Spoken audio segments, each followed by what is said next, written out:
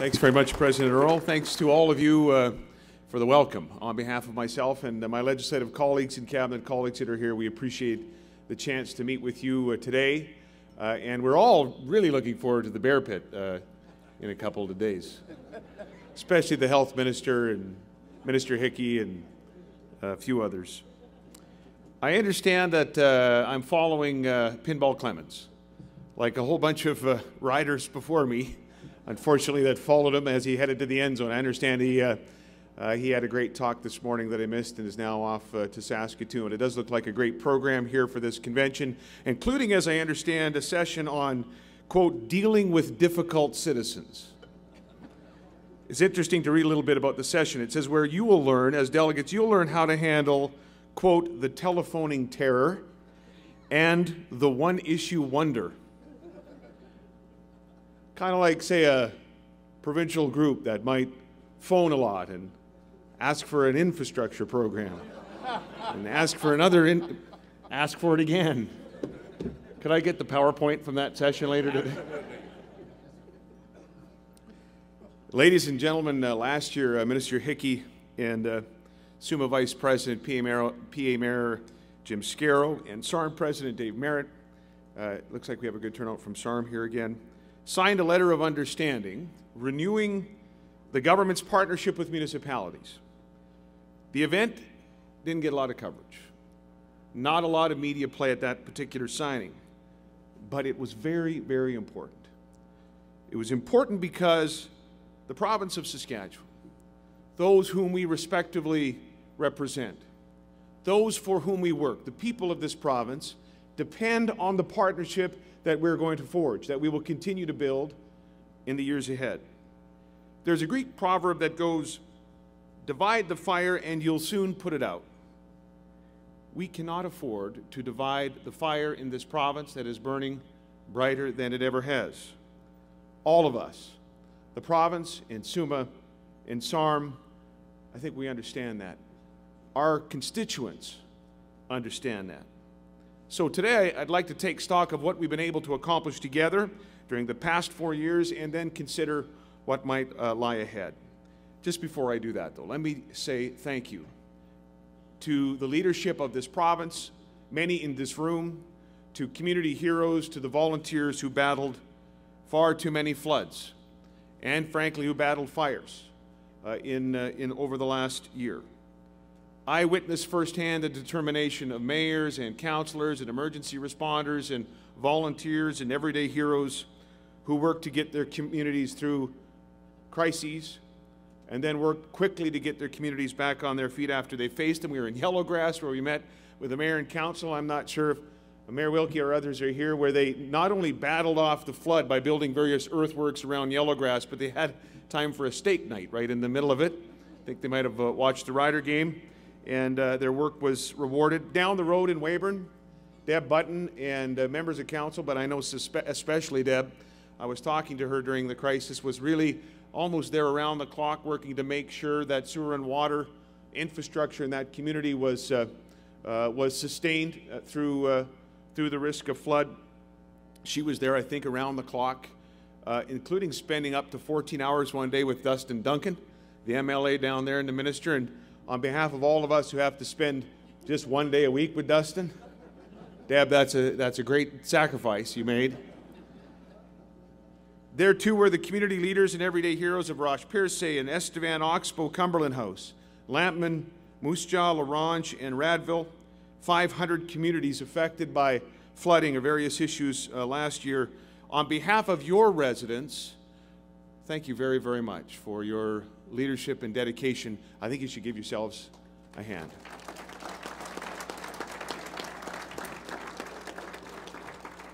Let me also thank the Office of the Fire Commissioner, provincially led by Dwayne McKay and his team, including the young people that form Hot Shots, which is a rapid response team we have within that ministry to go out to areas and help them deal with particular pressure points. They did an amazing job, and ministers were out involved and MLAs were out involved, but the officials of Dwayne's team with respect to flood and fire, again, just went a bit above and beyond, and we want to thank them and acknowledge them for their hard work.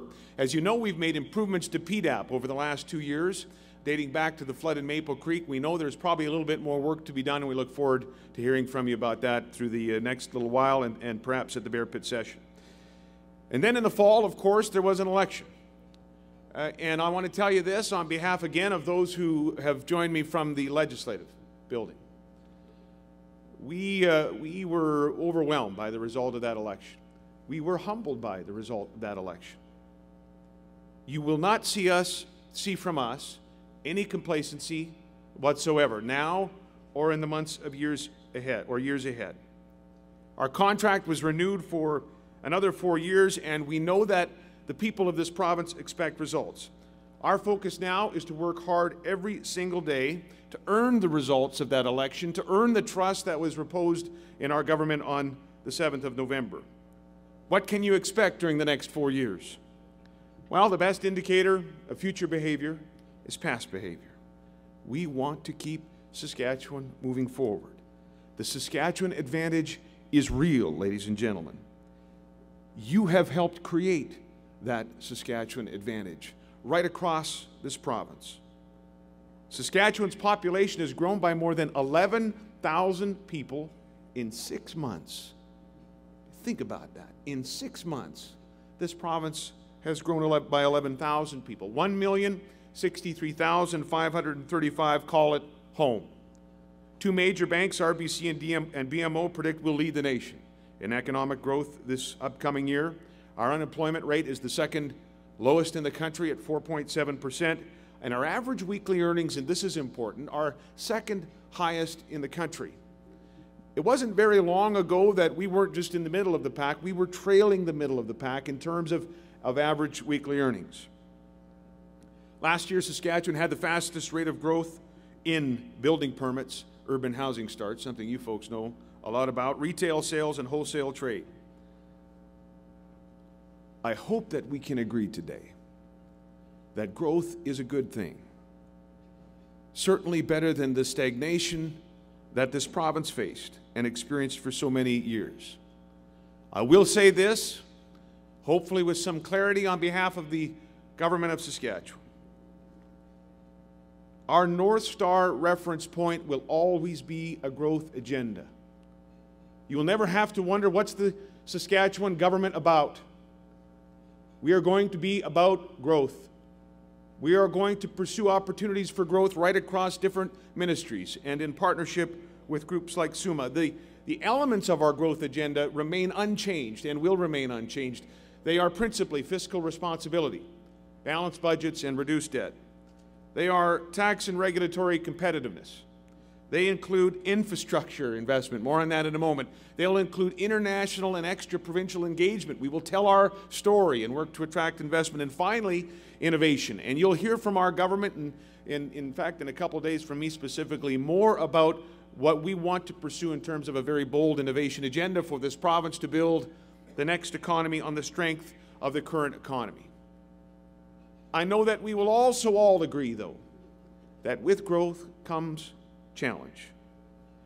We are determined to work with you to address those challenges.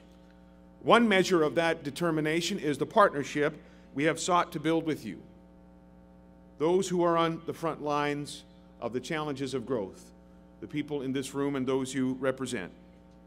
This fiscal year, municipalities will receive $217 million under our revenue sharing program. That's a 29.5% increase from the previous year, and that's more than a 70% increase than the amount 4 years ago, an unprecedented increase, really. Next year, revenue sharing will grow by a further 9.5%. And this is significant, ladies and gentlemen. While I know you want to talk about infrastructure, and we will, this is significant because we campaigned on a platform that said we'll hold increases in spending to 4% provincially. Revenue sharing is going to grow by 9.5%. And I want to tell you, with respect to this current year we're in, the third quarter report will come out, and there are fiscal challenges for us here in this province, even as we experience economic growth and prosperities. Some anomalies in the corporate income tax, some very significant ones. A bit of a softening, we think temporary, on potash is posing revenue challenges for the province. We'll balance the budget, we'll keep the Saskatchewan advantage, but it's an important contextual reminder as we head towards a provincial budget.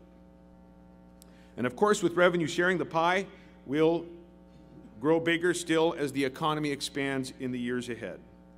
And notwithstanding the process underway reviewing the 4 funding pools, whatever changes may arise from that, whatever the fiscal state we face in this province, we have an agreement with SUMA and SARM, with our municipal partners. We have made a commitment with respect to revenue sharing, and we will keep that commitment. We will sustain that commitment as long as we have the honor of forming the government of Saskatchewan. We promised to renew the province's infrastructure, working along with SUMA and SARM and others, and this is clearly one of those challenges of growth where we need to continue to work together. We've come a long way with respect to the infrastructure issue. The province, the municipalities, the federal government have all had a hand in it, the private sector as well. Since 2007, our government has invested $4.1 billion in infrastructure investments in highways and schools and hospitals and with our municipal partners. In highways alone, in fact, in our first 4 years, the increase in highways capital spending is up 60% over the last 4 years of the previous administration. And still with all of that, you know, I know, we still have a lot of work to do with respect to our roads.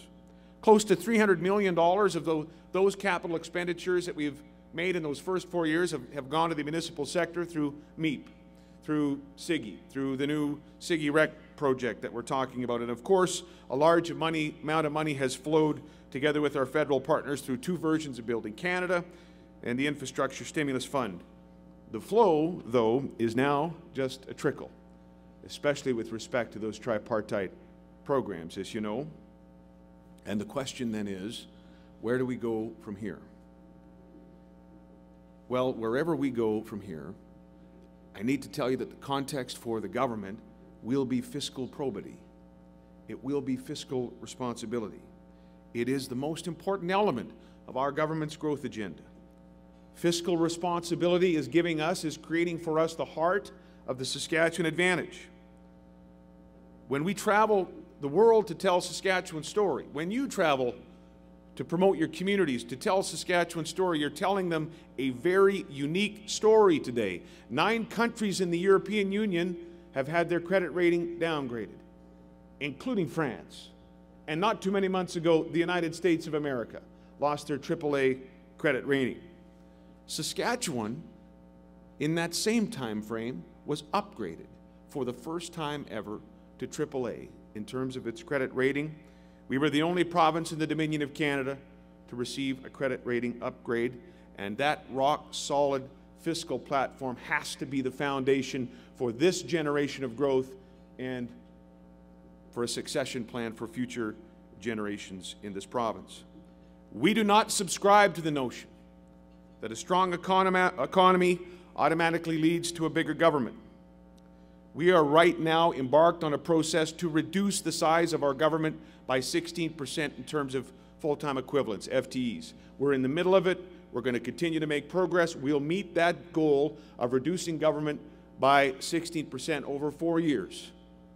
And I'm just going to throw it out there today in the company of all of these local governments as food for thought, because I think together with our public service in Saskatchewan, we've been able to make sure that service has not dropped off in this. Not sure if you've noticed a service drop off, I hope not. That we've been able to use lean techniques to improve and create opportunities for efficacious public service delivery while reducing the size of government. And I think we need to look at that at every level of government in this province. Ronald Reagan once said, quote, "Governments always find a need for whatever money it gets." We have to avoid that kind of thinking in this province. When it comes to infrastructure, we have to strike the right balance.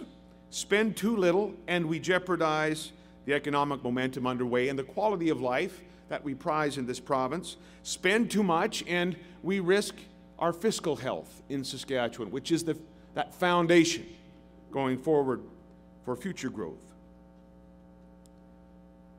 I know that work is well underway, guided by a steering committee which includes members of SUMA and SARM, the New North, and Municipal Affairs. The committee is working with outside experts as well. We're trying to develop what might be possible in terms of a future infrastructure partnership. We're looking at best practices to optimize our investment in this area. We're near completing assessing financial alternatives. The government, by the way, is interested in innovation in financial alternatives. We have not ruled out P3s. If they will work, if they will deliver value and infrastructure for communities and for citizens across this province. There is a project to quantify the municipal infrastructure gap in Saskatchewan underway as well.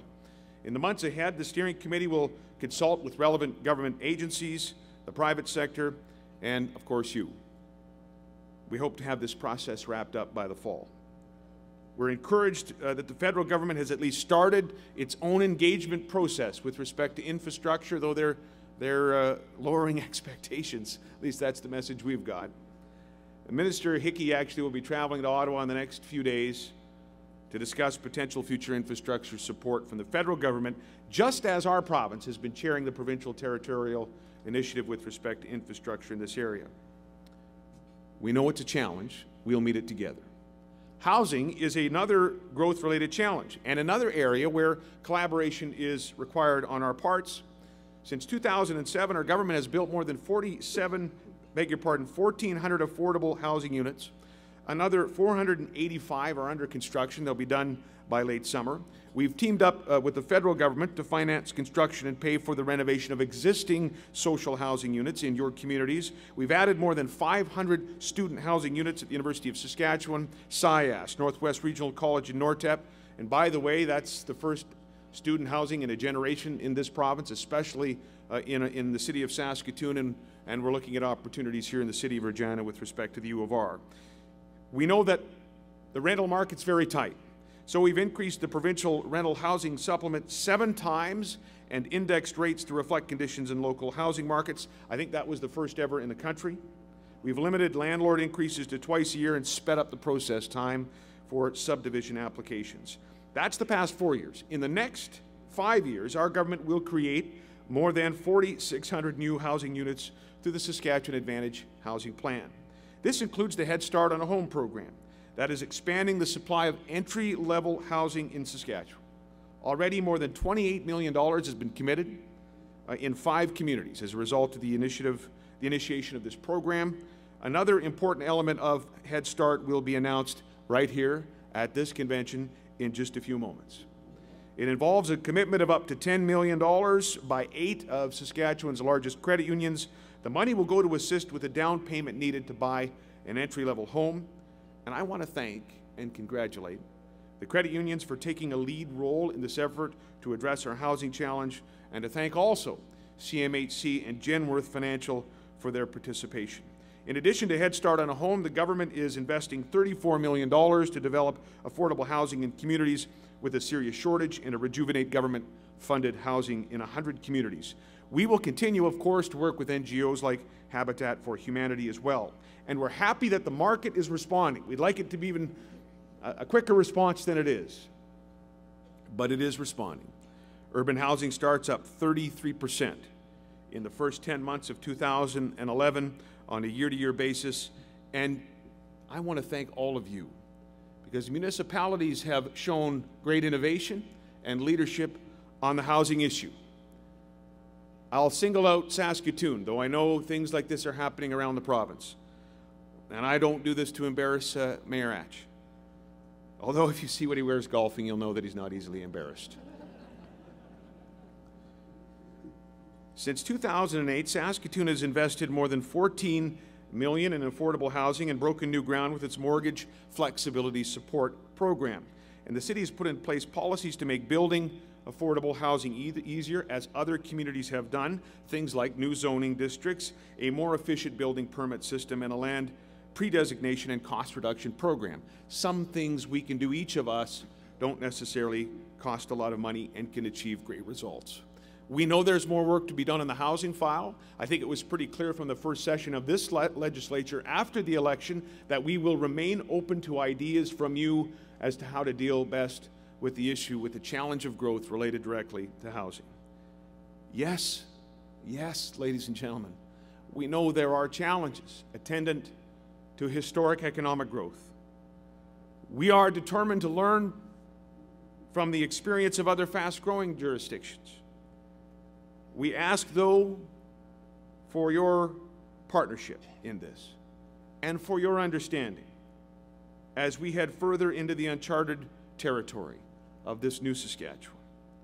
Because fiscal responsibility must be at the heart of the Saskatchewan advantage. It'll make whatever we do more sustainable and lasting for the future. The British historian Thomas Macaulay once said, "A government should be judged by its general tendencies, not by happy accidents." It poses a question for all of us in this room.